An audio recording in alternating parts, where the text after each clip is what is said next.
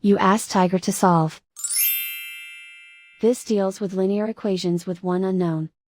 The final result is x equals 130. Let's solve it step by step. Simplify the expression. Group like terms. Simplify the arithmetic. Group like terms.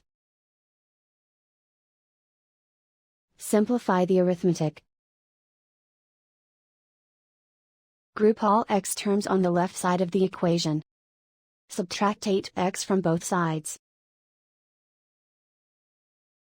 Group like terms. Simplify the arithmetic. Group like terms. Simplify the arithmetic. Group all constants on the right side of the equation. Subtract 1750 from both sides. Simplify the arithmetic.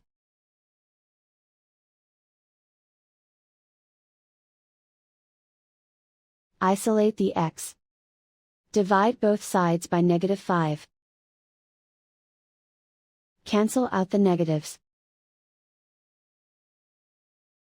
Simplify the fraction. Cancel out the negatives. Find the greatest common factor of the numerator and denominator. Factor out and cancel the greatest common factor. And so the final result is x equals 130.